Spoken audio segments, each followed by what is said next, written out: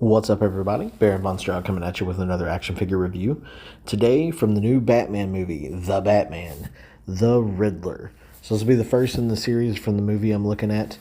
We also have The Batman. You'll see that tomorrow. I'm actually getting ready to go see the movie. So I wanted to do at least one figure before then. And then we'll do The Batman and the Bat Cycle after the movie tomorrow.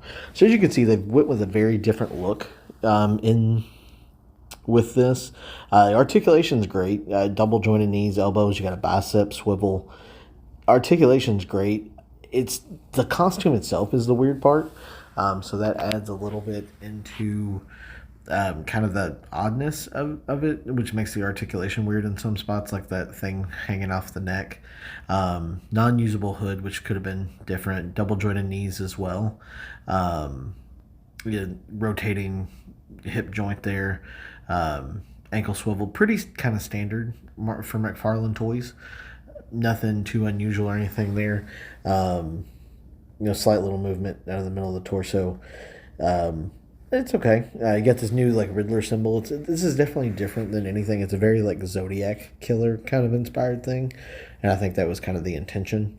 As I've heard said like through interviews and stuff, he's got like these glasses and kind of a hard face mask kind of thing where you can't really see him. This is once again definitely different than we've seen the Riddler before.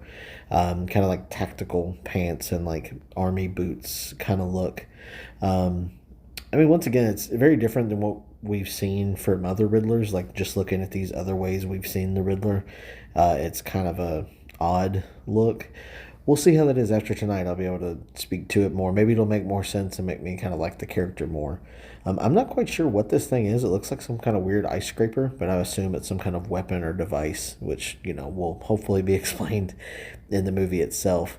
Now, I'm not sure if this is like any kind of ballistic protection, but there's definitely like a shell kind of around this mask. So we'll find out tonight what's going on with that.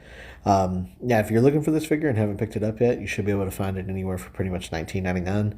McFarlane's kind of stuck with those prices even through like recent other toys price hikes, so that's good.